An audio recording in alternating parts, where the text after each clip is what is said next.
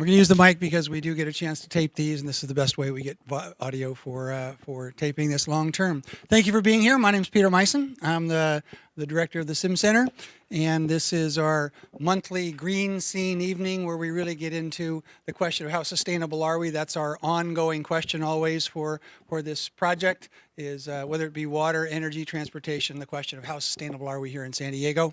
And I'm thrilled to have Beau here because Beau was an intern with us 5-6 years ago, did a terrific research paper on renewables for small island, medium-sized, large islands, and how would you move an island into an entirely renewable resource base. And we now have that, for example, in Hawaii. You know, they're actually committed to be 100% renewable, I think by 2040, 2045, something like that. Yeah, is it? So it's it is occurring. It's not an easy transition to make. Many of the Caribbean islands are doing the same thing. So I'm going to say you can take a little credit for what's going on out there with that. For those of you who haven't been here before, real quickly, the Sim Center is meant to be an immersive visualization space. We want to surround you in the issue so you better understand what we're talking about, whether it be the history of that issue, so you get the status of how we got to where we are today, but what you're most interested in is really where we're headed with the projections going forward and costs and comparisons. So that's the utility of this place, is to actually better understand our history and our projections going forward. Our mission is to visualize sustainable solutions to global and local problems so we make more informed choices quicker. So that's the reason we're here. So that Beau, you actually have some great people and engineers in the room tonight. And I want to have everybody go around real quickly and introduce yourself, just so we know who's here and maybe you can speak more specifically to their needs. So would you give that a quick go around, Jason? Sure. I'm Jason Keys with Keys, Fox & Weedman. We're a law firm. And you do work in? Distributed generation.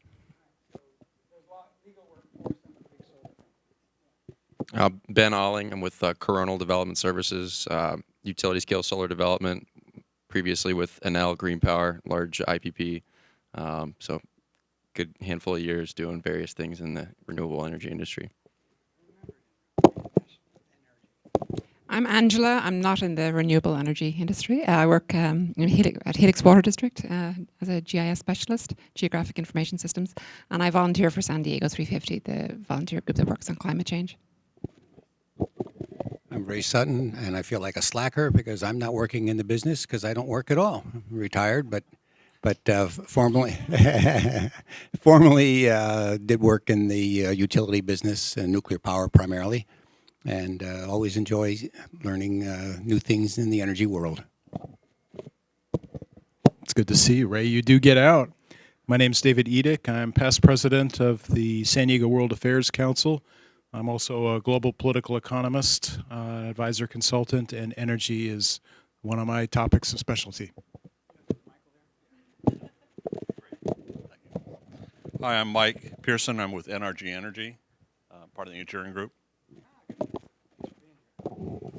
Hi, I'm David Vance. I'm retired. I worked with SDG&E for over 25 years in power generation. In the last 3 or 4 years, I was strictly PV.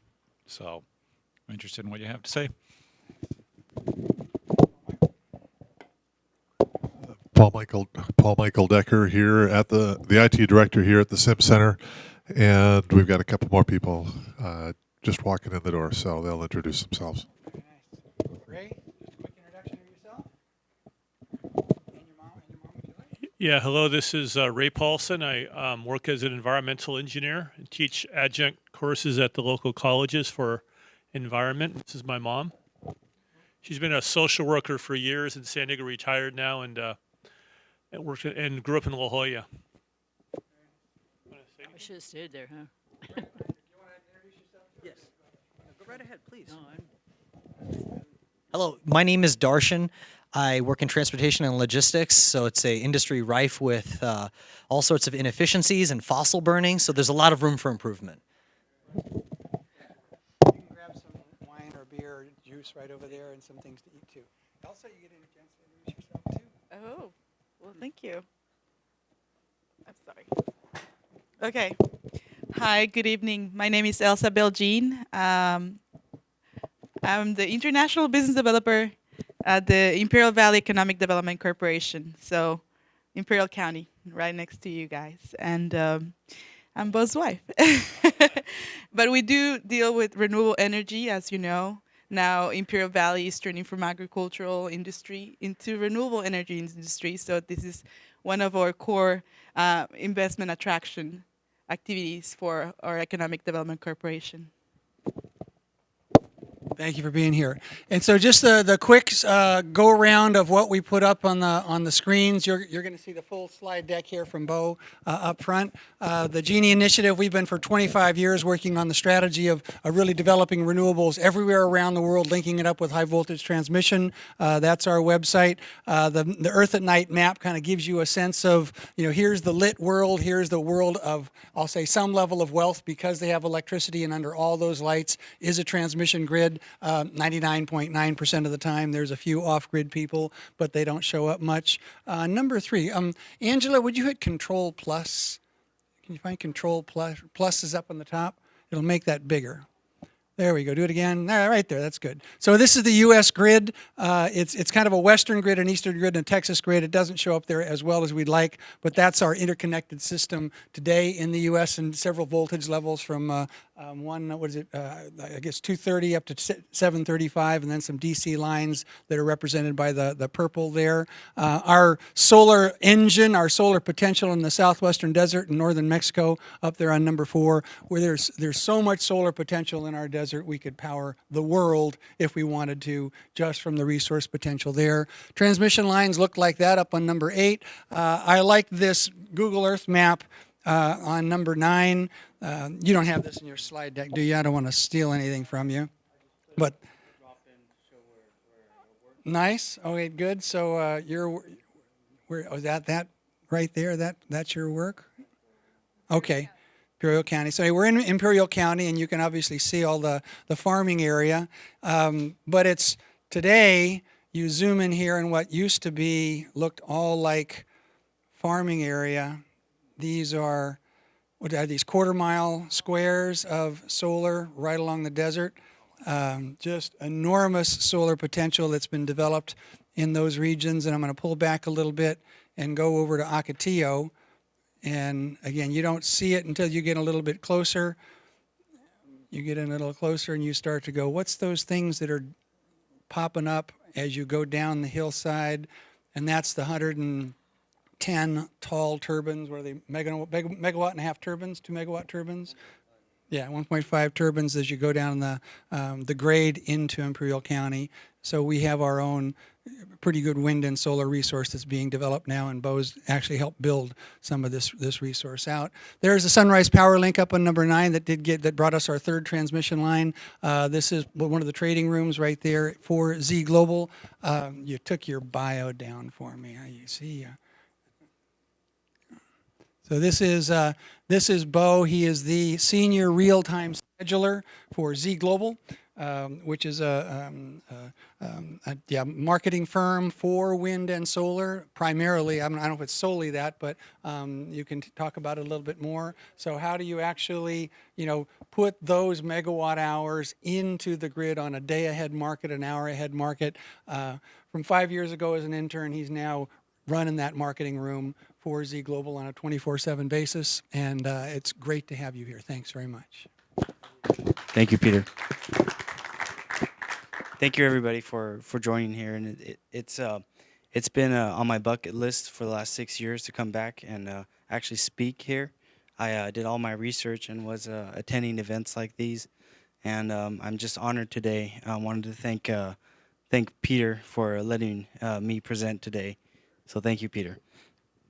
All right, so ZGlobal, we'll knock that out right now. It's energy and engineering firm. Was founded by one of the founders of the California ISO. Our headquarters is in Folsom, California, and 5 years ago we opened an office in the Imperial County in El Centro.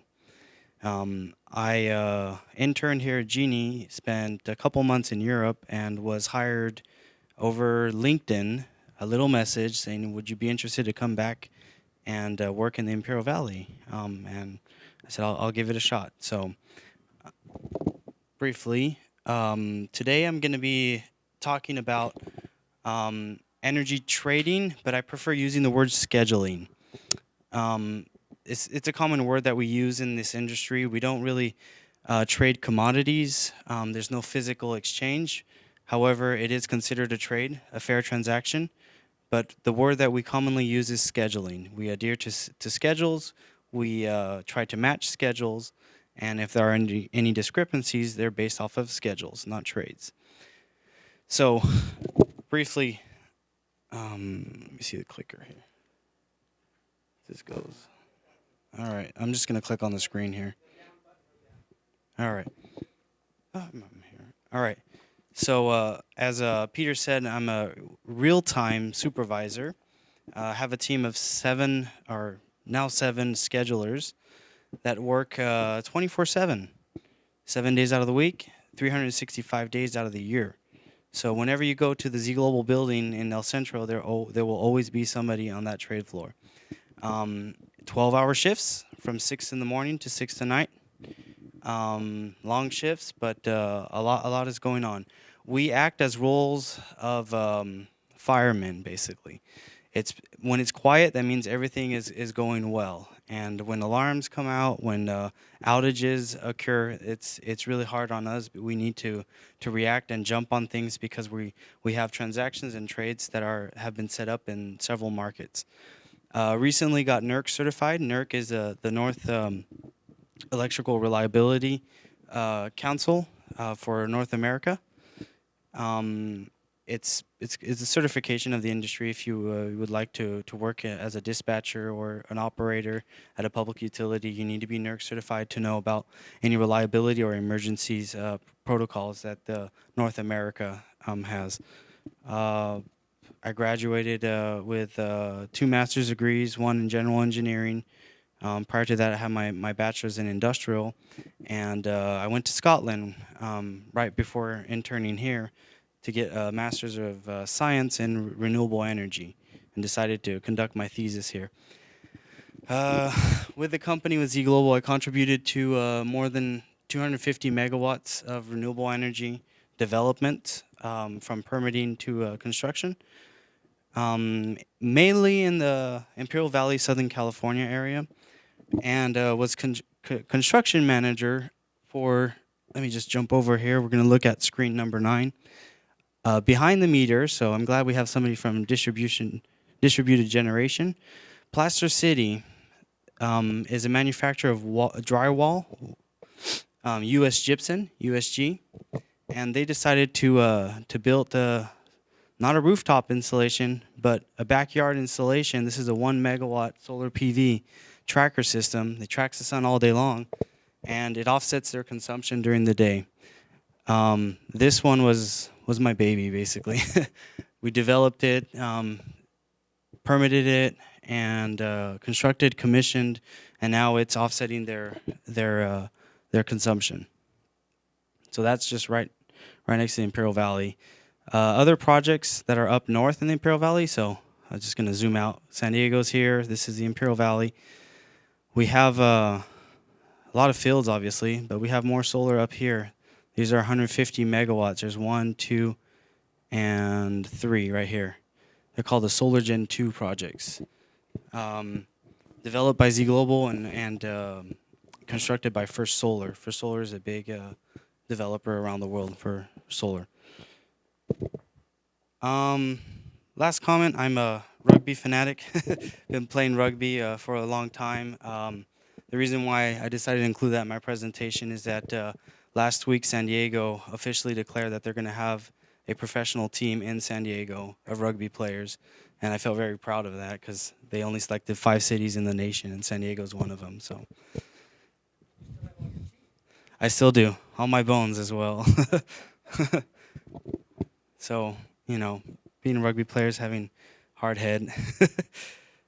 Today, the objective of today is a high-level understanding of grid operations. Try to introduce you to bilateral agreements, bilateral markets, and independent system operator markets. So the California ISO is one of them. And we're going to go over some energy scheduling concepts, how we schedule energy as a whole, not specifically renewable energy, but in general, how energy is scheduled. So here's our agenda. We're going to go over a couple fundamentals where I think the engineers are going to feel a little bit bored on this, but I just felt the need to explain how a grid works and what you need to understand from an electrical grid. Go over some reliability. Why is there a concern of reliability on the grid? And talk about energy scheduling, and we'll have some time at the end for questions. Are there any questions before I start? Well, that's always a good thing. All right. So, our grid. The North American power grid is mainly divided into 3 regions, interconnection regions, also referred to the NERC interconnections. We've got the Western. Texas on its own is in a region, and all the Eastern connection. We're in the Western, the WEC. It's a Western Electric Coordinating Council. That's where we're located. The reason why we do this is because the United States is a big country, and if we're flowing power across country, we're going to have a lot of losses. We're going to have a lot of disturbances at interconnection points. It's a challenge. We're getting there, but we need to separate our regions because we have load centers and generation centers that are not dispersed evenly over the U.S. That's why we isolate things into regions. A lot of policies as well behind this. So this is our region, the WEC balancing authorities. What is a balancing authority? A balancing authority is responsible for balancing the system. So wherever you are in that system, you plug a computer or a lamp, you'll have reliable and stable energy or electricity. They're responsible for balancing 2 things, frequency and voltage, mainly. So can someone tell me the frequency of our grid? 60 hertz. All right. Our voltage distribution level right here. What is the voltage? 110, 120. Do you think that we transmit power at 110 volts from the Imperial Valley all the way to San Diego? Why?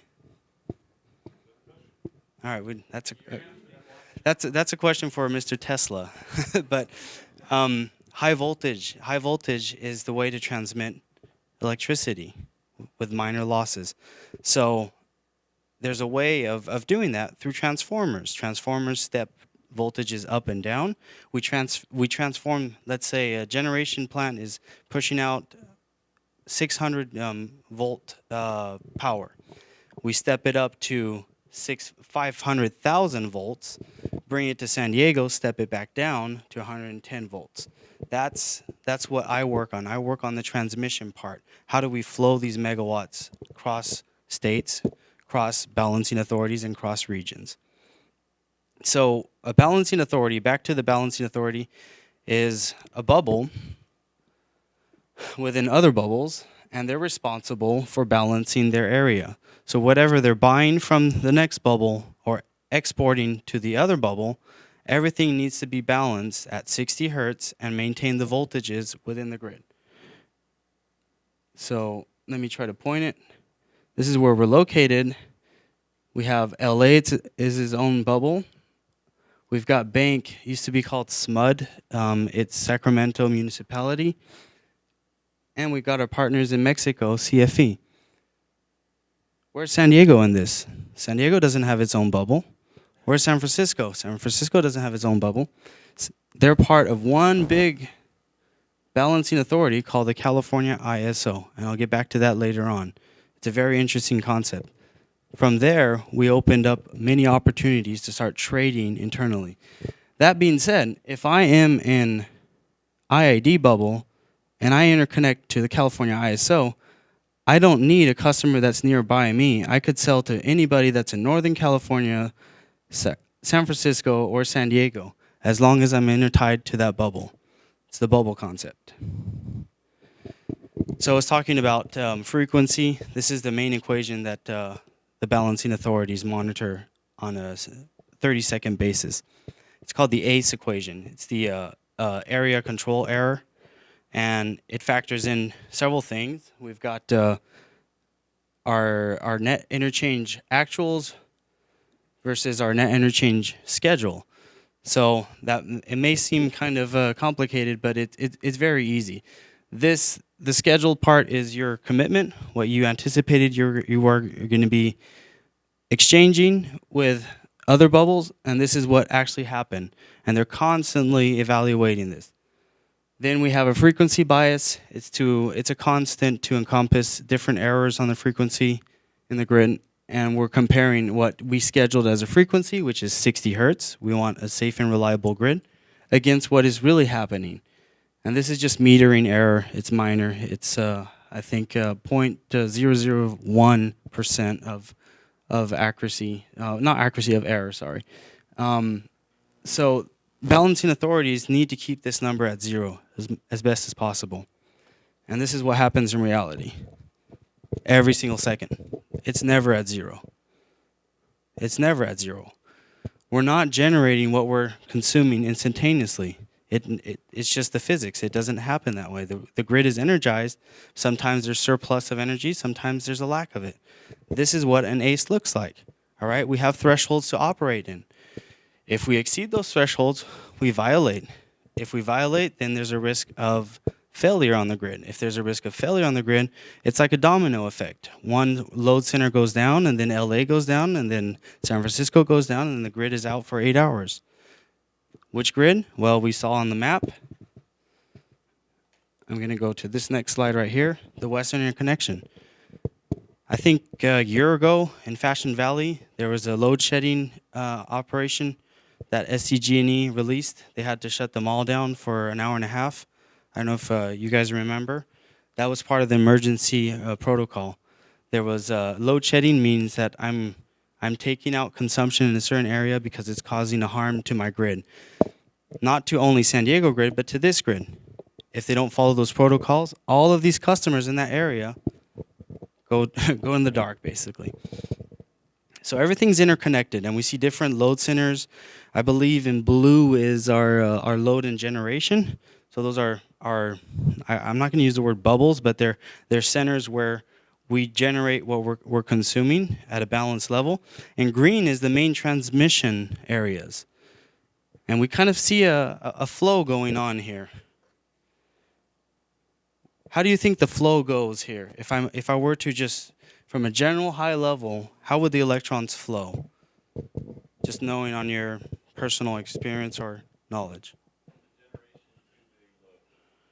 So we got from generation to load, but this bubble right here is generation and load. If I'm looking at these green bars here, would you tell me the electrons flow up north or down? Who said both? That's the correct answer. Who's the biggest bubble here?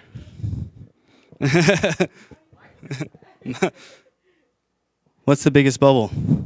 Us. We're the biggest load center of California, of the Western Interconnection. We're sinking in all these electrons. So in the summer, we need all this energy. We need power from the east. We need power from the north.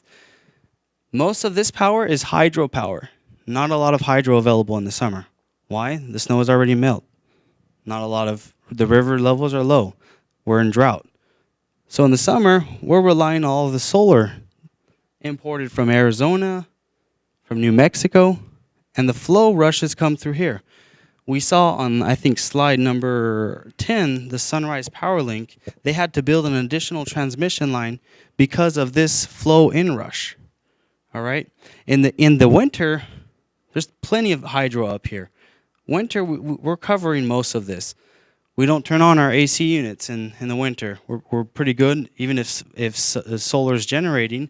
So what we do is we kind of divert it back to Nevada. So the answer to this question is it flows both ways.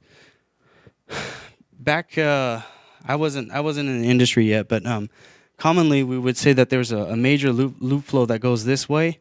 Recently, after doing transmission planning studies, we realized that it's no longer a loop. It's actually a sink. We're draining everything here in Southern California. So drought is not the main issue in Southern California. We're also a huge consumer of electrons. All right, so interchange scheduling. So remember, bubble concepts were intertied. I agreed to give you a certain number of megawatts. That's our units for scheduling. It's not bananas or rice, it's megawatts. There are different ways of doing that, because my question is, you could grasp a banana. You could see a cargo ship of rice. Can you hold on to a megawatt and put it here and say, I'm going to trade it with you? Impossible. It's not a tangible commodity. However, it's traded. So how do we do that? Well, we tag things. From a paperwork perspective, it's a 24-hour schedule, and there's our tags. We're scheduling our flow. So we're telling our generators, here's your output. You need to stay at this level, and that will equate to a product. That product is going to flow in the lines. The bubbles, the balancing authorities, will make sure that it's exiting their system, delivering to your other customer. We track that with electronic tags. Different tags, we're going to go over them a little bit later. Different forms. There's static scheduling, dynamic scheduling with these tags. Static scheduling is I'm standing here and I'm looking forward and I'm saying next hour or next day, I'm giving you this many megawatts. Okay, that's cool. Can generation be delivered exactly in this form? Can I tell the generator, a spinning unit, our geothermal, let's stay clean. A geothermal has a spinning turbine, all right? Can I tell them you're going to turn on right at 00 on the second, and you're going to be delivering, 150 megawatts for flat an hour, and then at the end of the hour, you're going to shut off? Is that physically possible? You have to spin up, you have momentum, you have metal components, heavy steel. We're having to ramp up, all right?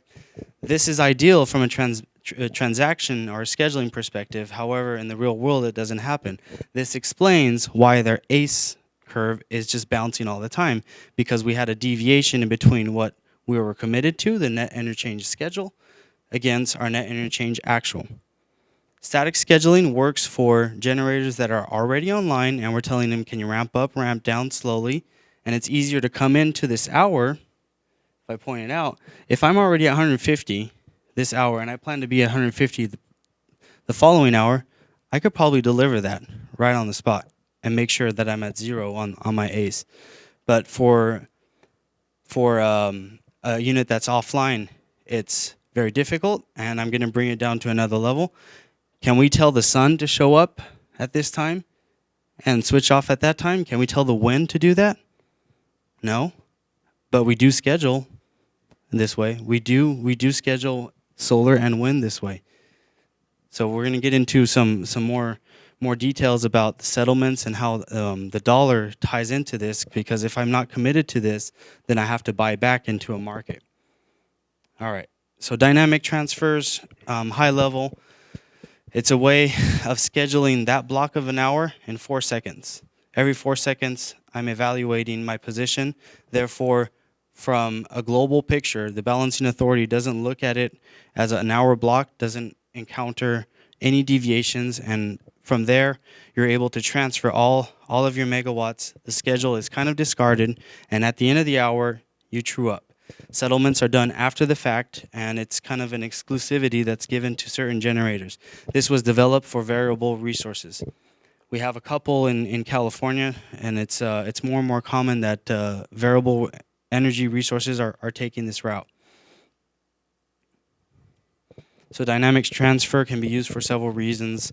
If you have a split unit, let's say Peter owns half of one unit, I own the other half, and it's hard for us to say, well, we're going to schedule a whole block, but if the unit didn't come up and commit to that level for that whole hour and we have a discrepancy, how do we split the bill? Well, it's easy. If it's Peter and I, we just split it in half. But what if we have 70, 80 stakeholders in this deal? How do we do it? The percentages don't count the same, and some of them by rights of transmission, some others just by generation. By doing a dynamic transfer, the schedule is, like I said, kind of discarded, and the bill at the end of the month is sent out by the balancing authority, and one person, the generator operator will actually will carry that imbalance, and everybody, stakeholders, paying fees for scheduling services. It's a different concept. So it was invented for jointly owned units. Auxiliary services. Not going to go in the details of that, but it's basically the amount of power, the minimum amount of power that's needed to transmit cells across the grid. So if let me go to the next slide. I'll show you. I have sort of a map. So we're just going to use this map here. So we have flows going this way. We have flows going that way. What if I'm located here? I developed the geothermal, and I have a contract with LA, and I'm wanting to flow this way. I'm interrupting the flow, but I do have a power purchase agreement. I'm wanting to sell to that entity. Auxiliary services is a minimum requirement that everybody, if you're crossing one bubble to another, one balancing authority to another, you're having to carry that minimum level of ramp up, ramp down, so you're not affecting the flows, basically. Real-time market was dynamic transfers were developed essentially for the 5-minute market. Every 5 minutes, the prices are changing. Every 5 minutes, the dispatches are evaluated. Instead of looking at 1 hour, you're looking at 5 minutes. And the main driver to this was variable energy. If I don't have to commit to a schedule, I have a forecast, I try to follow as best as possible. But if I'm not swinging that ace, if I'm not affecting it, I should be pretty good from a scheduling standpoint. I should be able to deliver my committed forecast to my customer. So a couple dynamics. We have variable energy, but we also have stable energy. The Hoover Dam is scheduled dynamically. Hoover Dam is extremely stable. It's very, very easy to schedule. This is very difficult. We have auxiliary service centers as well that are just peakers that will provide enough power on the grid. And this is the most challenging of all renewable resources, wind energy. From a scheduling standpoint, it's very difficult to manage wind. Wind kicks in, kicks out, different levels. They have a lot of maintenance issues as well. It was essentially developed for wind generators at that time. So I talked about tag. A tag is our data. Just imagine a two-row Excel file, 24-hour columns, and a schedule every hour. All right, every hour we have a megawatt amount, 24 hours. That's a tag. That's it. It's done in another fashion, a certified fashion, but it carries also a lot of other information. It'll carry information about the type of the tag, if it's normal, dynamic, like we just went over. Where is it coming from? Who is it selling to? Is it coming from Nevada? Is it coming from LA? Is it coming from CAISO to CAISO? Market path, what are we using? What are our allocations? Transmission allocations is like a toll to use a bridge. If I'm located in Nevada, I'm selling to LA, I'm going to use some transmission, and it's not my transmission. It's not LA's transmission. It's not Nevada's transmission. There are a lot of stakeholders, a lot of owners of this transmission. I need to pay a toll to use that. It's called a transmission allocation. There's a market for that. There's hour market, daily product, weekly product, monthly product, and yearly. Different types of transmission. I could have firm. That means I buy it, I'm guaranteed I won't be curtailed. I could buy non-firm, the cheapest. But if there's an issue on the grid, if they notice from an electron perspective the grid is disturbed, what they're going to do is, well, you didn't buy the expensive one, you're out. Well, it's sunny, I want to produce. No, you're out because you're causing a reliability to my grid. What happens if you cause a reliability to our grid and I don't react? The whole interconnection goes down. So that's the game that the renewable resources are trying to play, because they're trying to squeeze their business models as best as possible because of availability. Sun is not available 24/7. Wind is not available 24/7. So they have a reduced availability compared to a nuclear plant, a coal plant, or even geothermal. So energy profile, we have different areas to read about the load centers on the tag. Yeah.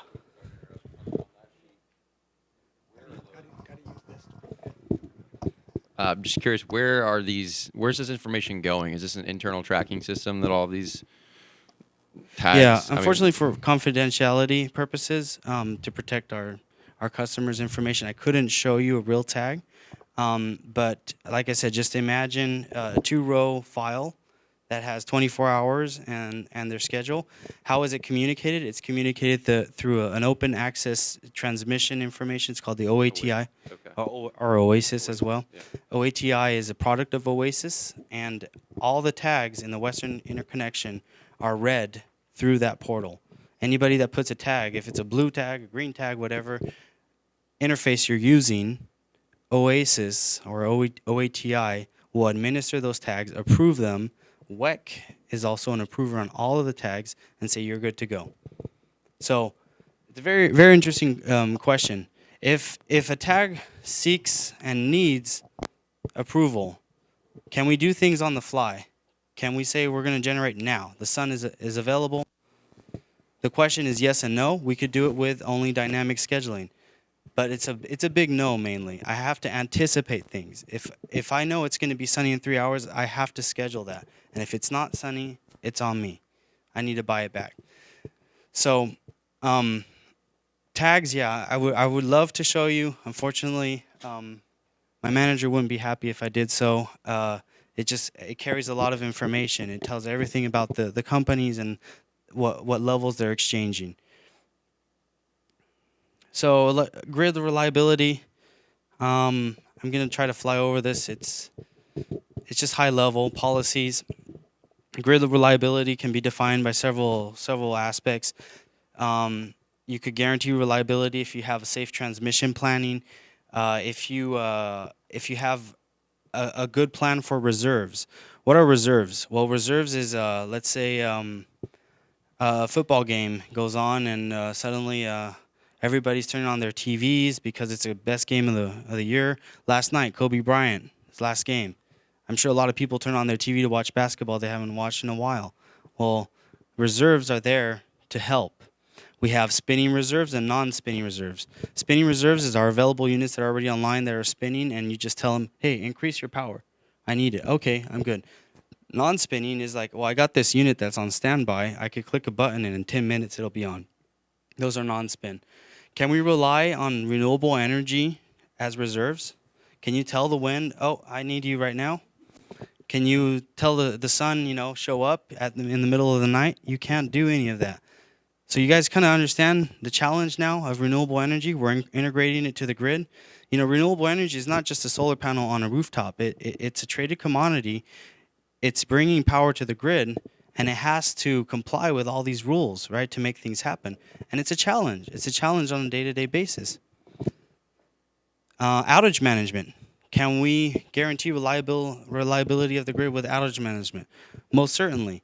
Would you decide to do work on Interstate 5, let's say September when everybody's going back to school, and specifically from 8 o'clock to 9 o'clock in the morning and from 4 to 5? No, that's horrible planning. You're going to affect a lot of traffic. All right. Same for transmission. You're not going to do major work on your transmission lines for planned outages during the summer. All right. Summer, the grid is stressed. You do it during the winter. Voltage, reactive support. Not going to go into the details of that. I'm just going to talk a little bit about the effect on reliability. Obviously, I think everybody's getting a pretty good feel for it. And the definition of NERC. So in 2005, we had the Energy Policy Act that was released for North America, and a lot of things were created from there. We have different rules to comply with, different entities to report to at a North America level, at a federal level, and also as a state level. Our COP, if I may say, is NERC, the North American Electric Reliability Corporation. They're not so much a COP. They're more here to guarantee that if you're causing harm to the system, they have policies and procedures in place so you remain safe and you don't affect others. FERC, though, I don't think it's there. It's the Federal Electric Regulatory Commission, I think. They're the real cops. They're the ones who will fine public utilities, bubbles, will fine municipalities, City of Anaheim, if they weren't in compliance. and these compliance issues were reported by NERC. So they both work together. It's very important that these authorities work together and monitor the grid. The purpose of releasing penalties is not to generate income. It's the same concern. It's reliability. It's very easy for a generator to say, well, I don't care about the penalties. I'm just going to generate because I'm paid a lot of money for my clean energy. Well, that's not reliable. In 2008, 2011, when we had those outages, a lot of lawsuits were created. FERC was sued to a huge amount of dollars. I can't remember the exact number, but police departments, hospitals, cities, we have all these entities that turn around and say, why did I lose power for 8 hours? I had to turn on my backup generators. They didn't work. And by the way, we had a fire going on. Our firemen weren't dispatched. All these issues. All right, so you turn around and say it's his fault. It's FERC's fault. And FERC says, no, it's that generator's fault because NERC reported to me, et cetera, et cetera. That's why these authorities exist, all right? This is one part of their responsibility. They have all other aspects, but we have authorities on the grid. Couple functions that you see, different roles. A generator is a generator. Transmission operator is a transmission operator. A scheduling coordinator like ZGlobal is a scheduling coordinator. But you could be several of them. Look at SDG&E. SDG&E, purchasing selling entity. They buy and they sell energy. What else do? They plan resources. They plan their resources internally, and also they plan all the purchases or the exports that they're doing. They're a load serving entity. Remember that blue bubble? Well, SDG&E is right into it. They're serving their load. Where else do I have them? I have them here. They own transmission and they operate transmission as well. So one entity could do several things, but you have a function that's clearly defined by NERC. So if you violate, you're violating the name of the company, but you're also violating in a function. Reserves, like I said, we have spinning, non-spinning. AGC is the automatic generator control. It's to tell units to come on and come offline. And this is another thing that we've built out with a company. It's a reserve sharing group. So if I have a bubble and I have, let's say I'm calculating my reserves, but I don't have enough spinning units to carry that extra buffer, I could partner up with another bubble next to me and maybe several bubbles around me. And I could say, hey, if I have an issue, would you help me out? Oh, for sure. The same applies for you. Okay, cool. Therefore, my range of reserves has just increased, and I made my grid more reliable. So the SRSG, the Southwest Reserve Sharing Group, is administered and is managed in El Centro, California, and we have APS, Arizona, Power Supply, IID, Star West, all of these bubbles. PNM, Power of New Mexico, Mesquite, we have Tucson Electric. All of them are sharing reserves. So if a generator trips offline in Tucson area, somebody in the Imperial Valley will say, yeah, I'm going to deliver some of my assistance to you because I know you're going to help me out as well. Well, can I ask is this, when you say you're going to communicate with them, is this online? Is this a phone call? You got to react. We have a super solid software. It's a 3,000 by 3,000 matrix that's telling me every second how much everybody needs to carry as a reserve. And when there's a disturbance that kicks in, it says Tucson lost 180 megawatts, therefore your share is this much, your share is this much, and you got to deliver here, here, here, and here. It's every second. Automated system. Automated system. And they receive the dispatch orders to increase their generation or decrease. It's all automated. The operators on the other end have to acknowledge it and say, yeah, it is true, the disturbance happened. We do test our participants. We throw out test disturbances, and it's a good opportunity for us to see if the operators are looking at the screens. Go ahead. You said we're going to talk about the energy imbalance market too. So what's the relationship between a reserve sharing group and an energy imbalance market? Oh, reserves is completely separate. They don't market these reserves. This is just reliability. It's a reliability concern. So a balancing authority that is, let's say, deficient on its reserves because it has mainly solar or mainly green resources, not enough spin. You know, we have policies. I think it's 3% that we need to carry of our maximum peak annual peak on reserves. If we don't carry that reserves, then we're in violation. So we gather up with partners to carry our reserves. Reserves aren't scheduled. All right, it's a reserve. It's my buffer. It's my band-aid if I'm hurting. It's a reserve. It's completely separate from the market. The energy imbalance markets, though, we're going to talk about it right after this. I'm going to try to get over all the boring stuff to start talking about the more interesting stuff of what I do. Did I kind of answer your question? It's completely separate. Mike, is this You're good. okay? All right. So I talked about outage management. We said, you know, we're not going to do our outages, you know, in the morning or at night when congestion and traffic is high. The effect of renewable energy, obviously, we talked about it: volatility, uncertainty. We don't know when the wind is going to blow. We don't know when it's going to be sunny. Geothermal, we have a pretty good clue. You know, we're very familiar with it. In our region, we have a pretty high activity of geothermal due to the Salton Sea, which is the lowest point in California. Best wells in the world, by the way, they say. The best steam comes out. And Elsa this afternoon was on a tour, and she saw mud pots. Mud pots is like a tar pit, and just steamy mud comes out. So... So it's interesting to I really encourage you guys, if you have some time to spare on a weekend, drive down the valley, not to Glamis, just drive down the fields, go look at the energy development in the Imperial Valley. You know, keep the sand dunes for Thanksgiving. Fast ramping, you know, it's hard to ramp up a wind turbine. You can't just say start spinning now. You know, the wind has to kick in. You have a kick in, kick out. We also have mileage. Mileage is just the distances of transmission. Sometimes we have to install wind farms remotely up in the mountains, and they're not near load centers. Same applies for solar farms. Solar farms are in the Imperial Valley. Imperial Valley is not the biggest load center compared to San Diego, so Imperial Valley is like San Diego's backyard. We install everything out there, but we have a mileage issue. We're losing a little bit of energy through the grid. Even though we have a high voltage, there are line losses. It's better to have transmission where there's consumption. The dynamic transfer, obviously. And, yeah.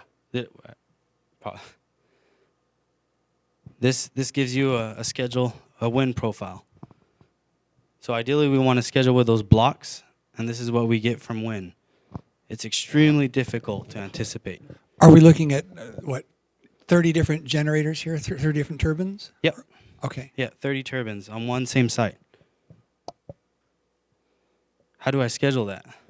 How do I say, you know, the wind is going to be blowing adequately all over the site? I don't know that. You know, it's really hard for me to schedule. And after the fact, when we analyze that, is how I'm going to trade this as a safe product, as a firm product, without running any imbalances. All right. Can't you run a moving average and just?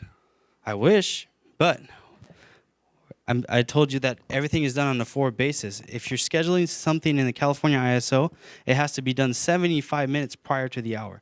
75 minutes prior to that delivery hour. So I need to know 75 minutes before that exact average. Otherwise, I'm running imbalances. So I'm committing, oh yeah, it's windy right now. I'm going to be good. I'll be 100% output. 75 minutes, the wind drops.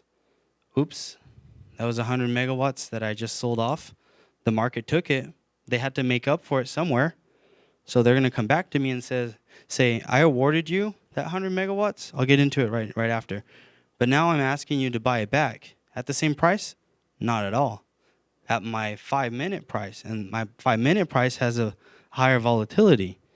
Okay, so I locked in a price. It was one price for 1 hour. It was $30. And now you're telling me I have to buy back all that megawatts for an average of volatility price? Probably it's 1,000. Probably it's negative 1,000. What happens if it's a negative 1,000? Is that good or is it bad? If I'm having to buy back. So if I am having to buy back a product that is negative, if you are going to a dealership and you say, I'm buying your car, and it says negative 20,000 on it, what does that mean? They have to pay you 20 grand to take your car. Exactly. The dealership is paying you to take the car. That's great, right? We want those negative prices if we're buying back. What if now I put out a schedule for next hour and I say, I'm committing to 100 megawatts, I'm pretty sure, and the price is clear at negative 1,000 for that whole hour. What does that mean?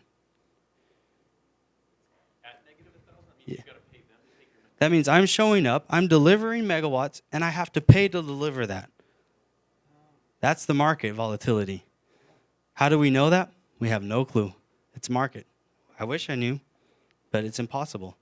All that is dictated by congestion, by volatility on the grid, by basketball games like last night. Everything dictates those prices. So I'm getting right into it right now. Energy scheduling. Any questions so far? I had to walk through this stuff because it's important to understand how the grid works before we talk about scheduling. So we had SDG&E come in here about a year ago, and they were talking about wind power. And during the peak wind time during the year, they were dumping 500 megawatts of wind power. And I think they were just driving it into the ground. I don't know what they do with it. But they were overproducing by 500 megawatts during the peak wind time. It's in October in the fall. At night, too. Yeah. And so they were just like throwing away energy, tons of energy. And I couldn't believe it. And I was like, why not use that energy for some, if you're just going to dump it in the ground, use it for something. Absolutely. So I kind of know the answer to that question or that remark. I did my thesis on it. It's called combined systems. It's called smart grids. It's called energy management. Why dump that excessive energy? Well, because you don't need it in the first place. But there are alternative ways. I think I heard storage. You could store that energy. We're currently building the biggest battery storage in the world right now in El Centro, by the way. IID, it's a 40 megawatt battery storage project. ZGlobal is building it. 20 megawatt hours only. Yeah. So that's the important thing with battery. You can't really talk about megawatts. You got to talk about megawatt hours. So 20 megawatt hours is not a lot, but you should see the 12,000 square foot building that we're building with Samsung batteries. Sorry, Tesla. You could store it. We're not there yet. What could you do? Turn it into hydrogen. Turn it into other sources? That's a really good question. Pump storage. What if you live near I don't know, a hill? Can you dig a hole and put water in there and just drain that water when you need it through hydro turbines? And when you have that excessive wind, pump it up? Yeah, you can. You could do that, but will it satisfy all of it? 500 megawatts is a lot? Probably not.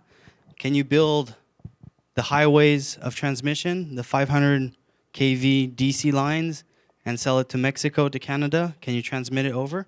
You could do all that. But there's one key that we're missing here. Who's going to pay for that?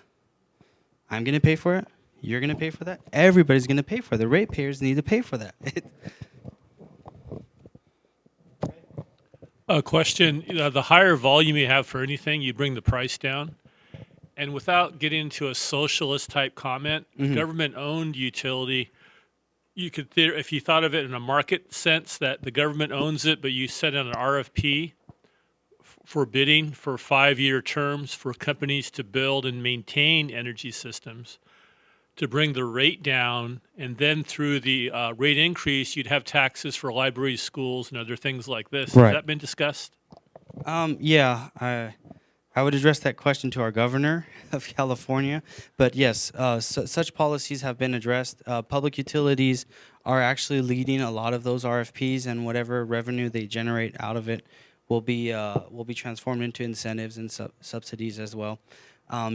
The only problem is that transmission is like a bridge. It's not primarily owned by one owner. It could be operated by a primary owner, but you have several investors into infrastructures. Public utilities would like to subcontract things out, but they build the grid their own way as well. They want things to be done their way. All right, you probably noticed just driving through the U.S., why is this power line having a lateral crossbar, and why in the other area it's vertical? There's standards, different standards, different costs as well. Transmission plannings of different bubbles, different balancing authorities have to agree upon this.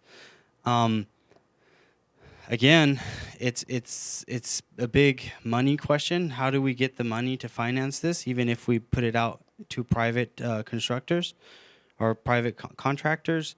I believe that if we take it one step at a time, start it as a distribution level, for instance, work on a community at first, saying, this community, we want to make this community 100%. Then the neighbor community will also make it 100%. And then you just grow it out from the inside. That would be my answer to that is, yes, it is possible, but not at that level yet, not at a public utility level. It's, we're talking millions and millions of dollars. That's why it's really hard to challenge. And would you all agree to pay 10 cents more on your bill per kilowatt hour? If everybody agrees on that, no problem. There's also been many maps showing that the solar power in the southwest of the USA provides enough energy for the entire USA. The wind belt has enough energy for the entire United States. And then we can start getting into ocean energy, wind on the ocean and other things. Doesn't seem like it's a hard problem to solve, but yet when you really try to make it happen as you're showing us, what are the big hurdles to just getting it done? So enough sun, enough wind, that answers the question of capacity. Yeah, we have enough capacity to meet our demand. How about availability? Does solar panels produce at night? Okay, load is not the highest at night. Does the wind always show up on time for the Super Bowl? Not necessarily. Availability is our biggest concern. We have the capacity. The U.S. itself could probably generate enough solar for the entire Earth on a capacity. How many cars you buy a year? I buy 1,000 cars. All right. How many cars I manufacture in the U.S.? I manufacture 1,000. Are all of those 1,000 cars sold to the entire world? No, they're sold dispersely. I don't have enough to sell you that 1,000 cars that you're asking for at one time. The analogy here is availability. You really have to think that we do have capacity, we do have enough wind, we do have enough solar, but not when we need it. You talking about storage? We could do storage as well. Storage is an option, but then we're just running in circles. Who's paying for storage? It's part of a public utility upgrade. It's considered as a generator. It's a vicious cycle. We're just going in circles and circles, and the answer or the cause of it is money. It's always the same thing. I wish it would be possible. On an island, though, going back to my thesis, it is possible. It's a closed system. We're not intertied. We could build our things because it's smaller. It's a community. Start from there. Start from your community. Build it out. Working on the big scale of things is one, it takes forever, and two, the money involved is just ridiculous. So I hope I answered your question, capacity and availability. Bilateral markets, quickly. These are counterparty A, counterparty B. We have an agreement. I produce a megawatt. You're paying for that megawatt, regardless of time, regardless when. Or we could change that if we want. A Sunday you want to pay less because it's off peak, and maybe you're going to pay more during on peak, et cetera, et cetera. That's a bilateral. It's an agreement in between counterparty A, counterparty B, fixed price, locked in for 25 years, 30 years. We're good to go. You have different reviews. This is just like a simple trade in a market. Credit requirements, product types, what type of products I'm selling, payment terms, et cetera, et cetera. This is the most common type of trading that goes on all over the world. Now, physical transactions, like I said, it's money for megawatt hours. I could sell energy. I could sell capacity as well. I could say, well, if you want to buy capacity off of my generator, capacity is like, well, I'm allocating a certain portion of that generation to me, and you could sell off the rest. It's a portion of that energy. Transmission services, the tolls, you could sell on a bilateral market. A and B says, okay, well, here's 30 years of transmission rights. Here's a fixed price with transmission rights. You're not having to do the hourly, the monthly, the yearly. Or the monthly, weekly, and hourly. this is the most interesting part. This is what I mainly work on. ISO, Independent System Operators, or RTOs, the Regional Transmission Operators. They market every single node, every single substation that's in their system has a different price. Prices are driven by congestion. Prices are driven by power flows, by demands, by outages, by different things. The ISOs, or RTOs, 9 of them in the US, or the North America interconnection, and we're right in one of them called the California ISO. So that's our beautiful logo. And this is what we look like. We're all orange or yellow. So I'm going to try to point this out because I tried to do it earlier. Let's say Beau has a plant in El Centro, and he says, I want to sell to San Francisco, but I'm not going to build a private line that just goes to San Francisco. It's ridiculous, right? I'm going to lose all my electrons. And not only am I going to lose all the electrons because of the power loss, but how am I going to get the money to build that infrastructure, all right? Well, if I interconnect anywhere to this yellow bubble, I'm good to go from a trading perspective. There's a big power station here called Imperial Valley Substation, interconnects with San Diego. Half of it is owned by SDG&E.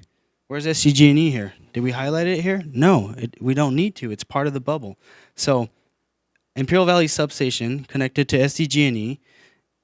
I've got customers here that want to sell to San Diego. They don't need to build a power line. They just need to interconnect right here at different points of interconnection. This is the concept of a market. If this producer right here, see, this is called LADWP. What does LADWP stand for? Los Angeles Department of Water and Power. Is this near LA? Not at all. Why do we? Why is it called LADWP?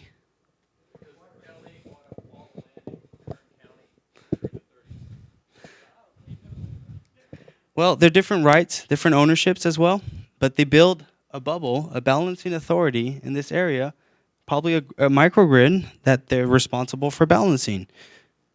They're not part of the California ISO. So if I have a plant in Nevada and I want to sell to LA, chances are I'm going to have to go through a market and sell here, unless there's a line that goes from Nevada to LA, NV Energy Nevada, right here. But it's rare. One of the main hubs in our area is Mead, Lake Mead, where Hoover Dam is. It's a main trading hub. That's where everybody gets their imports or exports in this area. But chances are, if I'm in the queue and I didn't plan this 20 years ago, and I'm saying, oh, I got the city of LA, they're willing to increase their renewable portfolio standard, and they want to be a green city. You know, they don't have to build a solar farm in the city. They could contract with somebody else located in Nevada, get the renewable energy credits, report back to the state and say, yeah, I'm 100% renewable energy because I have all these agreements that I'm buying power from Nevada. Do you guys think the electrons will actually flow all the way down to Nevada? Where do the electrons flow? Least resistance. They'll flow wherever there's the least resistance. So if I'm producing here, well, I'm probably serving, the electrons are going to be consumed anywhere where there's a load, where there's a demand. But it doesn't matter because what we're doing is, remember the bubble. If I schedule, I put on a contract that I'm going to be pushing in energy here to deliver out here, this bubble right here, California ISO, has to manage that. They have to account for it because I put in things into a contract. So if I'm producing geothermal green energy out here, I'm probably getting brown energy here from a coal plant anywhere in California or somewhere else. It doesn't matter. Can you make the difference in between solar? No coal plants in California. No coal plants, fossil fuel or natural gas, let's say. Natural gas, yeah. Yeah, that kind of bugged my mind. I was like, wait, no, we don't have any more coal. And we do in New Mexico. But it won't be that green electron that's going to be traveling all the way to LA. It's a concept of the market. You just come into the bubble, you're intertied to the grid. So this is the California ISO. They merged with Pacific Gas and Electric, which is a big one. They also merged with San Diego Gas Electric and other utilities. We have a fighter right here, Imperial Irrigation District, still fighting to remain independent on this. The reason why I addressed that comment is because we're hearing about them a lot in the press right now. Lawsuits are pending. There's a lot going on. For water rights reasons mainly, because of the Water Act. That's why they developed an irrigation system. By the way, the biggest gravity-fed water irrigation system in the world. And then subsequently developed a power system. But I appreciate your comment because it's it's the feel that we're getting in the Imperial Valley. We tend to believe that we're just going to get swollen up by California. All right, so this is how the ISO works. We got utility-owned generation. We got independent generators. I think we had a developer for IPPs. Stands for independent power producer. So anybody that just say, hey, I bought this piece of land, I want to build a generation plant. And then we have power marketers. Power marketers are not what I do. I'm here. Scheduling coordinators. So I talk with generation owners and marketers as well. I could act as a marketer on behalf of somebody because I'm talking with a marketer, obviously. Once we gather all these schedules, we communicate it to the California ISO, and the California ISO is responsible for delivering everybody its power on time when needed. It's also responsible for the grid reliability. That's why they shed the load in Fashion Valley. If you read the press, it says CAISO dictated SDG&E to turn off. Well, it didn't really dictate. It's part of SDG&E/CAISO's grid. It's the same entity now. It's managed by the California ISO. Does this make sense to everybody, how it works? Question? I'm still a little bit confused.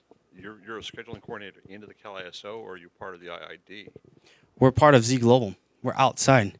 This entity is as separate as this one, or this one. Right, you're actually the scheduling coordinator, but are you scheduling into the Cal ISO or into the IID? From the IID to the California ISO, essentially. You're providing that service. You're not doing within IID scheduling. No, IID is their own scheduling coordinator for their own facilities, and they don't schedule their units. They don't market their units because it's an internal generation. They do export them. They have traders. They have marketers. They have IPPs that they sell off to other balancing authorities. They do sell some to California ISO, but we do the bulk of them. So you're not scheduling IID. You just happen to be geographically located in IID? Yes, absolutely. Oh, okay. I could be in Shanghai. I could be in Dubai. Or I could be on the beach here in San Diego and doing this job right here. It doesn't matter where I'm located. The company just happens to be in that area. But this could be done off a tablet, a computer, anywhere. It's 24/7. It's the beauty of the job. We're not part of California ISO. We're not part of IID. We are per, I think it's FERC order, is it 741? Or I can't remember. There's an order that said every single generator or marketer that's wanting to trade into an imbalance market will need a scheduling coordinator. So we're certified to schedule into the California ISO, but also certified to schedule. If this utility-owned generation wants to sell it to another bubble that's up here that's not California ISO, we could do that as well. So Bilateral you're markets. the same thing as APX and Williams Group and ACES, okay. Grid Force. That But makes remember, sense. That makes sense. Thank you. yeah. So SDG&E can be a scheduling coordinator as well. Do you remember on my slide that I had the NERC functions where SDG&E was several things? They could also be scheduling coordinator. They could schedule their own load. We forecast. ISO takes into account all the bilateral deals.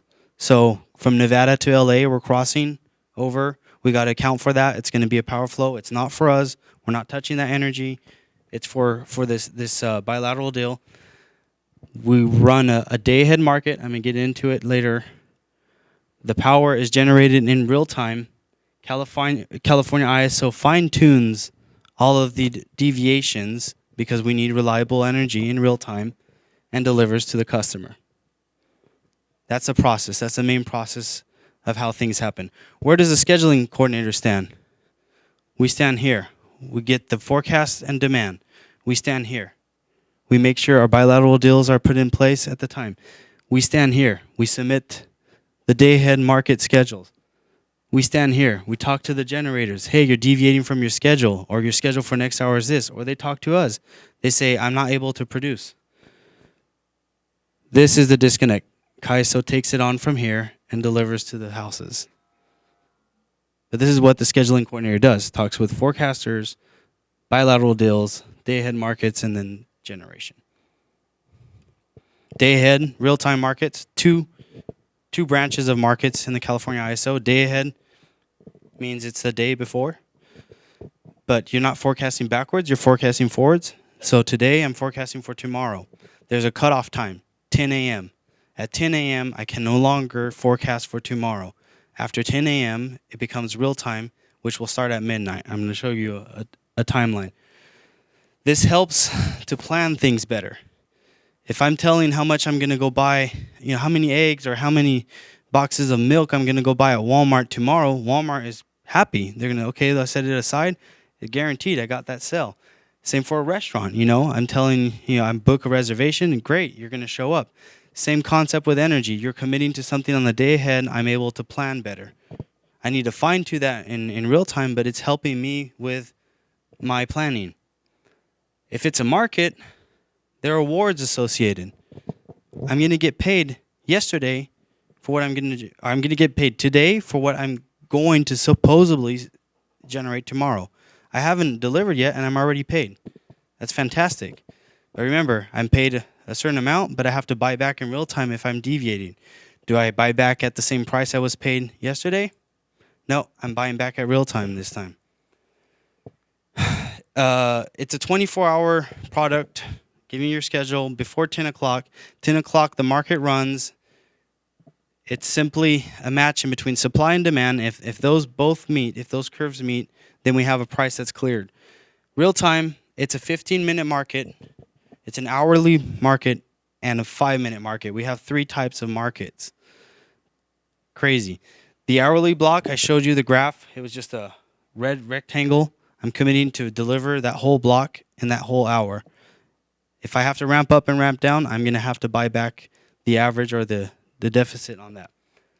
15-minute market was invented for or created for renewable resources. Hey, I'm going to give you the ability to schedule in a 15-minute increment. You don't have to give me a day ahead. You could just give me 15-minute increments. And the 5-minute market is for instantaneous generation, simultaneous generation, buyback as well. If you suddenly came offline during the hour, you're going to have to buy back at those 5-minute intervals because you didn't decide to come offline at a 50-minute interval. You probably came offline at 42 past the hour. So the ISO has ISO markets and EIM. I think there was a question about EIM, energy imbalance markets. Those are offered to bilateral markets, bilateral like LA or Nevada, that want to start participating into these markets. They can.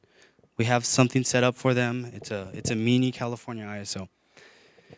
Day-ahead market, like I said, 10 a.m. the market closes. It opened 7 days prior to that. So 7 days before 10 o'clock today, I was able to schedule tomorrow's day ahead. Let me repeat that. 7 days prior to today at 10 a.m., I was able to submit a product or forecast for tomorrow. That was in the market, and I'm paid today at 10. I could plan things better, right? And I could fine-tune that forecast as we get closer. 1 a.m., the day-ahead awards publish. 1 p.m., 1 p.m., the day-aheads publish, and real-time is open at this point. So when I say publish, participants get paid, everybody gets awarded what they haven't generated yet. Pretty good model so far. Get paid, and I haven't showed up yet. Well, here's the catch. I got paid, and I did not show up with my generation yet. I just got paid for a forecast. This is the day-ahead market. Yep. At 10 o'clock, I submitted my forecast for tomorrow. So today's the 14th. This morning, before 10, I said, here's my generation profile for tomorrow, the 15th. 10 o'clock, the market closes, publishes at 1, and 1 says, Beau, well, prices were good. Here's some money. You got paid. You got awarded for what you forecasted. Great. Can I just not show up tomorrow? I could, but this is what's waiting for me. 5 hours ahead in the real-time market, I could commit to any extra power. I could decide to increase my schedule or not. I could also do that an hour and 15 minutes prior to the close of the hour. So what time is it now? Is it 7:41? So an hour and 15 minutes. I mentioned 75 minutes prior to the flow hour. That's the 75 minutes. So basically right now, I could schedule, what time was it? 7? Yeah, for 9 p.m. But we talk hour ending in the scheduling coordinator. So 9 p.m. starts at 9, but we're talking hour ending. So it's hour ending 10. We talk always hour ending because what we're looking at is a megawatt hour. So we have to consume a whole hour before we talk about a megawatt hour. We can't say deliver 9 megawatt hours at 9. How is that possible? A megawatt hour is over the course of an hour, right? So we say hour ending 9, you got to deliver 9 megawatts. We say 9 megawatts in the jargon. 15 minutes, we get our instructions. California ISO is able to dispatch you 15 minutes prior to. Okay, well, you got to ramp up, you got to ramp down, and you got to commit to those 15 minutes. NERC requires you 10 minutes to stick to your dispatch order. And then 5 minutes is for their internal generator. If you are part of the California ISO and you're generating for the California ISO, you get this premium package right here, where every 5 minutes you have a little schedule, basically. Yeah, but you got to be part of the California ISO, built in California, have all the agreements in place, and you're managed by California, but you benefit of this 5-minute granularity. All of this is tied to prices. I talked about clearing the market. Here we go. Demand. This is our demand levels. It's in blocks, basically. And here's our supply level. When these two meet, a price is generated. If I'm supplying by blocks, and the demand is just decreasing as the supply goes up, when these two curves meet, a price is generated. So therefore, at this point right here, any megawatt that is delivered at the pricing node, this is always a pricing node, it'll be $44 for anybody that wants to generate at that pricing node, because supply and demand met at that point. So what happens if to answer your question about capacity and availability, what happens if there is not a lot of demand and a lot of capacity? What happens if this graph goes up really high and this one kind of stays slow, flat like that? What will be the price? Much higher? So we got supply going up and not a lot of demand. Yeah. Much lower, yeah. Yeah. The other way around. What if demand is really high?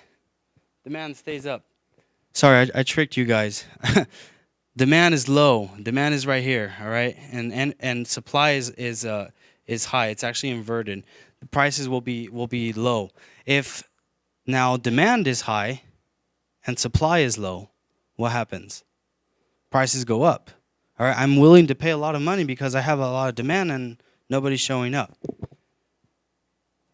Similar fashion with energy. We call bids. It's the product, the megawatt product that you submit into a market. The bids are submitted in blocks. They follow the trends of supply and demand. It's just a jargon of the industry. It should be an offer. It shouldn't be a bid. Bid is willing to buy, and this is California ISO calls a bid, and an offer a bid. So go figure. So I have so I've got 3 power producers competing for a block of demand, and one is charging 10% less. Does the ISO take the lowest cost one first, or how do you choose between people bidding for the same block? So it's called economic dispatching. Economic dispatching is basically done when you're in a deficit of energy and you got to dispatch a unit. Whichever unit is on is obviously going to be the cheapest one. If you have to turn a unit on, then they have more costs associated. But that question was always answered in the old fashion of doing things with balancing authorities, like which generator do I turn on, which generator do I turn off. Now that things are marketed, CAISO is going to look wherever the prices are the best, and they're going to not adjust the prices, but the prices are going to clear wherever the supply is the closest to that need. Not necessarily needed from the generator. It could be an importer. It could be somebody that's wheeling through. But if he's supplying to the grid, he gets awarded a really good price. And that's why he's encouraged to deliver his schedule. That's how it works. You're driving the generators by putting your hand on their wallet. Saying, I'm going to give you a good price if you behave. If you don't, I'm not giving you a good price. That's the analogy that I see of the market right now. It's not so much, oh, I'm in deficit, let me run my calculations because I'm running all these numbers, and I'm carrying the liability now of, because if I turn on the expensive unit, then the ratepayers are going to have to pay for that. No, that's no longer the case. Now it's the generators are having to plan things in a certain manner that if there's a deficit in real time, we will know with the 5-minute prices that will encourage others to follow the schedule. They'll be awarded more. Can they ramp up to those schedules? If they're a spinning unit, yes. If it's wind, probably not. If it's solar at night, they can't. Or during the day, on a cloudy day, they can't. That's the challenge. All right. Is it going backwards?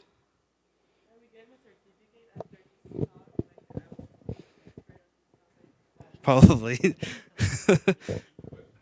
The question is, are we all getting certified after this to market certified?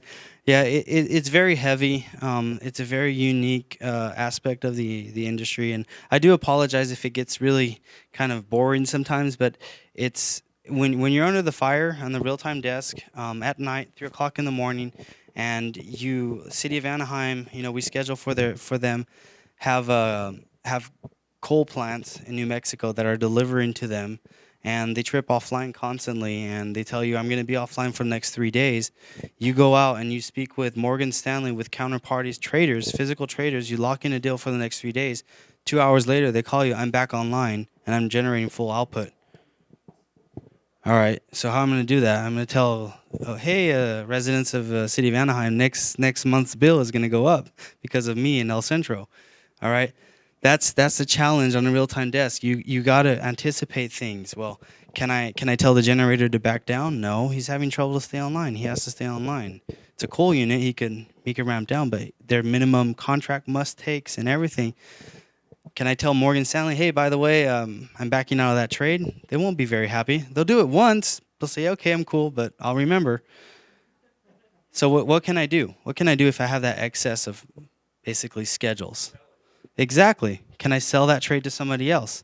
Can I call San Diego? Hey, you guys need extra megawatts? Actually, yeah, we just lost a generator as well, and we're in the market. We'll pay anything, for it. All right, cool. That's where my job gets exciting, when we start moving things around.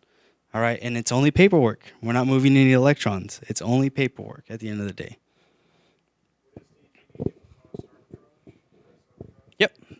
Every trader has their price forecasting system. They have their credit limits with who they're trading. They also define their thresholds, plus or minus 25%. I don't know how much the limit is on the price forecast. Their daily limits, their hourly limits. They have all those thresholds at the traders. But the phone calls are interesting. Sometimes traders get a bit annoyed on a Sunday, and you were asking for, where would you be at for 100 megawatts, and then don't call me to shop around, and make a deal with me. And okay, that was a bit aggressive, but we do get interesting phone calls. But those are scenarios that I've lived, and they're fascinating. And guess what? I don't have all day to figure that out. How long do I have to figure that out? An hour, 15 minutes, sometimes 5 minutes. So physically, I need to plan things, all right? I lost my generator. Can I replace things? Well, I got to make at least 4 or 5 phone calls, set the deals in the system, make sure it's approved by the whole region, because now I'm creating a bilateral deal. I got to make sure that it's tagged and everything. So everything needs to be anticipated.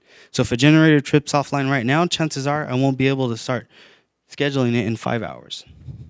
So I'm running the risk in 5 hours. What if prices in the market start jumping around? And then I have to buy back all the energy that I scheduled yesterday. Yesterday, I committed to a certain level. I didn't show up for 5 hours because it took me 5 hours to replace that energy. And prices in the buyback in the real-time market were $1,000. Am I going to go talk to my residents of Anaheim and say, sorry, your bill's going up because we weren't able to? That's the beauty of my job. That's what we need to anticipate. So we have plenty of procedures. We're trained to do so.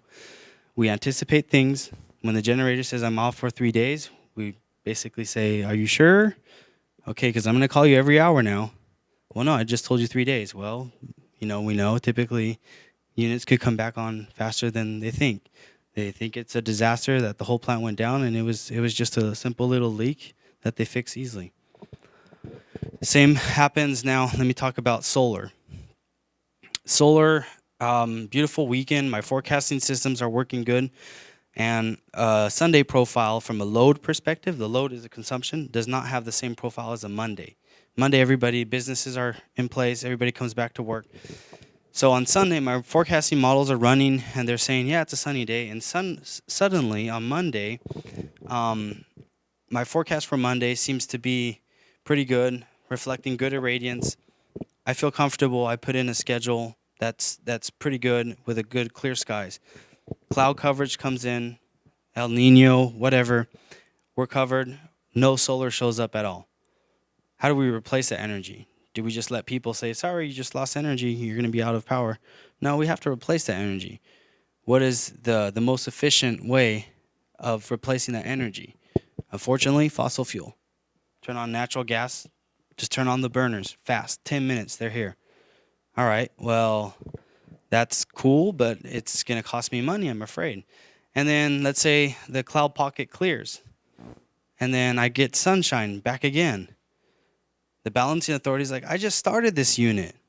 I'm running. I have to run for 90 minutes. So solar, you're going to have to back off. Well, it's sunny out. I should produce. No, for reliability concerns, you're going to be off.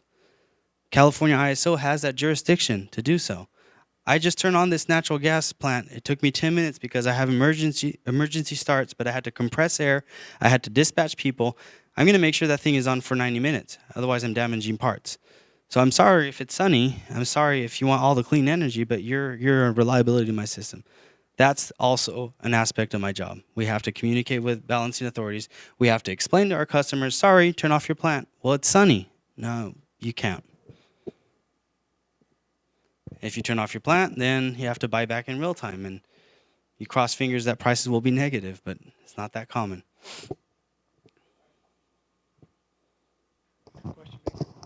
So I'm thinking if I went out to Imperial Valley, where all these solar panels are sitting in the desert, and I built a huge hydrogen water division plant, and then I just waited for you to call me and tell me that you had to turn on one of those gas generators, and now you have all this extra solar that you just are going to waste, and I can buy it up really cheap.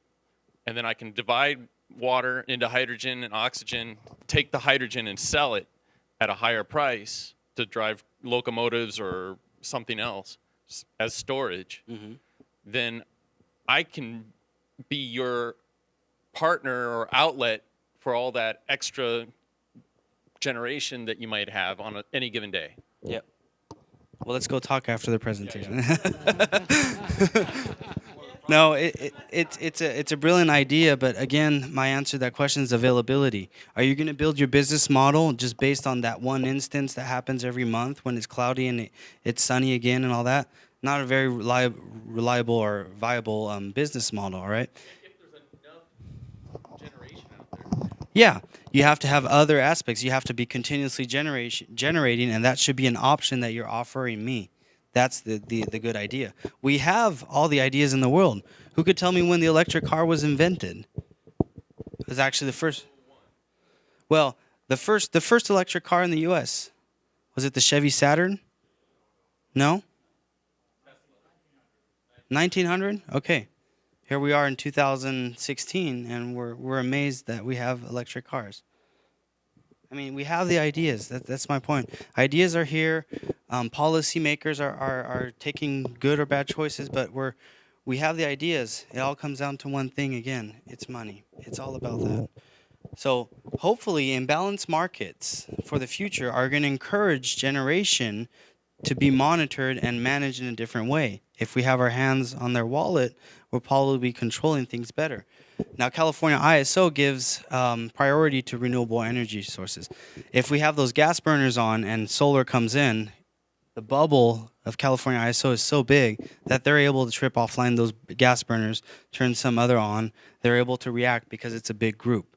A smaller community is a lot harder to manage than the big bubble. These are just bids, different strategies I could offer in the market. Say I'm a price taker. What I need to generate is 400 megawatts. I'll take any price that clears. But you also have people that do levelized bids or offers and say I'm willing to generate from let's say from a 0 to roughly 200 if price clear at $40. From 200 to 450, I'll be willing to generate if price is clear above 25, et cetera, et cetera. So you could have options in your product. You don't just have to agree to accept the price. It says it costs too much money, the prices were too low, I'm not going to turn on. Sometimes you're paid to not generate as well. Market clearing, we went over this. Here's the beauty. All of these, I don't know if you guys could see, all of these dots right here, they're called P nodes, pricing nodes. This is where trading happens. All of these, and I pulled this actually this afternoon before coming. They had LMP, it's locational marginal prices. These are showing you the levels of prices. Green, anywhere from $50 to $55 per megawatt hour. So if I decide I want to tie into this node, I want to sell here to the California ISO with this node, it's going to approximately cost me tomorrow $55 if I deliver what I committed to. If I don't, these prices change in real time. What if I'm right here, I'm located in Nevada, and I want to deliver to California? They're under $50. What does that mean, a negative price? What did I say earlier? Prices are negative. I'm going to have to pay to get it to my customer that's probably in LA, Nevada to LA, all right? I'm going to have to pay because these prices are blue now. Wait, I don't want to pay. LA's paying me. Well, you're going through these pricing nodes. You're going to have to go through here. You have an agreement. You're intertied to that node, and you're settling at that node. You're going through the market. You're going to have to pay to generate. You're probably going to get paid right here when you're exporting out from the California ISO. But here it says under 50. Here it says 50 to 55. It's not telling me that it's negative 51, negative 52. It's probably negative $1,000. I don't know. So I'm importing. I'm paying to import. I'm probably going to get paid to export. But I'm not getting my money back, even if LA has a separate power purchase agreement that they're paying me megawatts for. What drives this? Any clue? Why would we have negative? Yeah, transmission capacity limits was the answer. Congestion on the lines. No, it's modeled. It's already modeled that way. It's modeled to generate. Capacity limits, that means there's just too much supply on those lines. Lines are over congested, so I don't want anybody to show up, so I drive my prices low. Outages, like I said earlier, outages will affect this. And simply the price of energy, the marginal cost of energy. Let's say for some reason the solar plants are having difficulties that day. It's sunny. So my price per megawatt hour is fossil fuel now. It's higher, so it will drive prices to be negative as well because I got higher prices. I got a question for you. I was talking about transmission. Have you ever noticed the transmission lines when you're driving down the road? Some of them are pretty tight and some of them are drooping. What would you think causes that? Sometimes you see big power lines that are just really close to the ground and back up. What causes the drooping? Is it the design? Heating. Why are they heating? What causes overcapacity? Too many generators showing up. Thermal expansion on the lines. The lines droop. What happens when they get too close to the ground, too close to a tree? All right. Okay. So, all right. So if we only have real-time visibility on this, if we only our dispatchers are looking, our transmission operators, we're looking at the system and like, oh, my line is congested. Oh, I need to dispatch this unit. I need to do this, this, and that. The generators don't really care about that. They have an agreement. They're generating. They're selling. What the California ISO is doing is like, well, I'm actually helping my transmission planning, helping my transmission operators monitor that because I'm not encouraging the generators to show up because I have my hand on their wallet now. I'm not going to pay you. You're going to have to pay to show up. I'm probably going to turn around and set up an agreement with somebody else in Nevada. I'm not going to deliver this hour. This is where a scheduling coordinator, somebody like me, comes in and says, we could do that for you. We could turn around and help you out, set up a trade with somebody else. All right. We're coming to the end. Sure. So back on that last map, so there are pricing nodes for CalISO that are, in Arizona and Utah. Is that where they're connecting to a transmission line that feeds straight into California? Correct.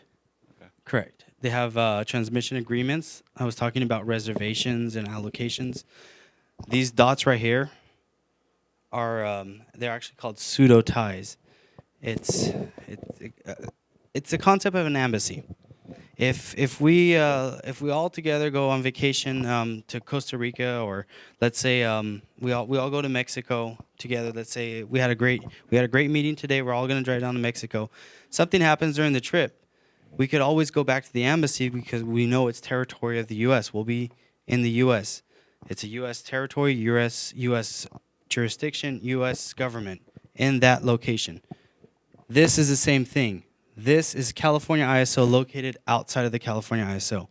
So what California does, from a grid perspective, they are balancing that ace. They tell Arizona, don't worry, we're managing this because it's part of our system. It's outside of the system. What do you get when you're part of the California ISO? You get all the premium 5-minute dispatching. You get all those alerts. So you benefit of all of that, and you're not even located in the California ISO. Those agreements are hard to get. It's really hard to model as well because it's dynamic transfers. We just did one, the solar units that I showed up here. This year in January, they went pseudo-tie. They no longer are managed or operated by the Imperial Irrigation District. California ISO is operating all of these. California ISO is forecasting for these. California ISO is managing the pricing for these. They're located in the Imperial Valley, selling to San Diego, but not operated by the Imperial Irrigation District. It's called a pseudo-tie. It's complicated. So ZGlobal, I need to update these pictures. We just upgraded our trade floor. But this is what our desk looks like. A lot of screens like here. We do a lot of training, cross-training. There's always a scheduler on the desk. Main tools are the phones, screens. He looks at the news. We also follow the news because if there's a bomb attack or something in the city of LA, well, it's going to affect our customers. Our clients are going to start looking at other alternative paths because LA is going to probably have emergency protocols to follow. So I think everybody guessed we're located here. One of our schedulers, he's actually out. Michael?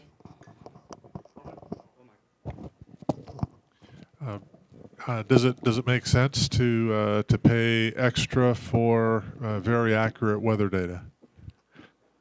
Absolutely. Yes, absolutely.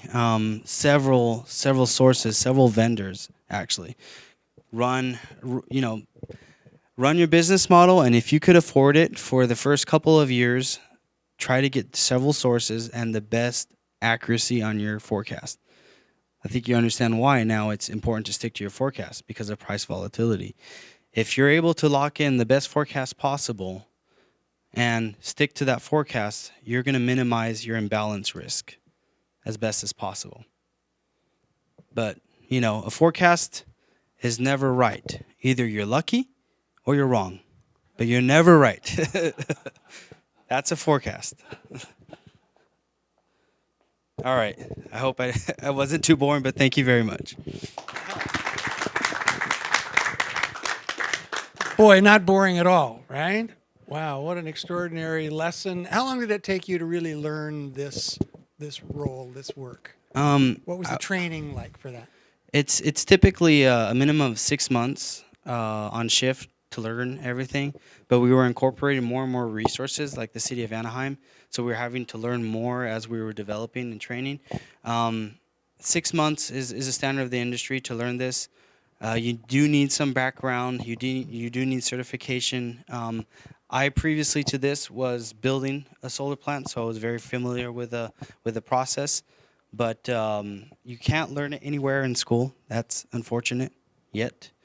But if you join a company that's willing you to train you, it would take about 6 months.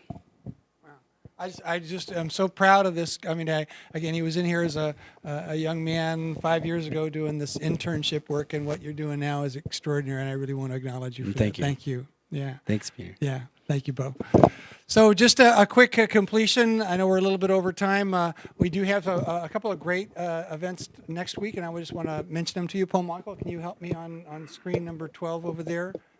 Just pull down the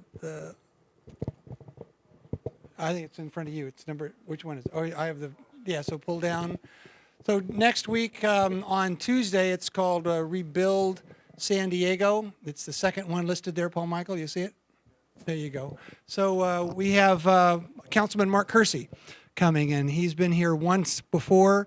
He is our councilman in San Diego that really has taken on the infrastructure issue at a deep level. It's one of the sort of the crises of San Diego that nobody really wants to take on because it's unseen, it's under the streets, it's sewers, it's pipes and buildings, and it's big money. You know, we're about $1 billion behind on funding this, and he's talking about I believe it's a $5 billion bond or a financing mechanism over the next 30 years to really tackle this. You know, San Diego's a great place to live, all of us know that, but there's some crumbling streets and infrastructure underneath that we haven't funded. So that's on the 19th, and then we have an interesting evening with Dr. Jeff. Oh, I'm sorry, I'm forgetting his name right now. Gordon. Yes, and he's a retired gentleman that's really looked at I'll call it the wealth gap in the United States, and I think we've all heard about it clearly. Part of the election is this huge wealth gap that exists today, and so he's speaking about how that really has affected our certainly our political discourse, but our social condition in the U.S. So that'll be on Thursday next week. So I want to invite you all back to that. If you are interested, I think this is one of the most thoughtful and enlightening presentations we've had in a long time, so I really want to acknowledge you for that. We always invite you back. Some of you are members, and we appreciate that. If you'd like to join, there's a little white card on the desk there. You can join and come to these on a regular basis. Paul Michael's holding it up. You can do that same online. Thank you all for joining us online. It's great to have you here. Thank you all. Have a great evening. Thanks.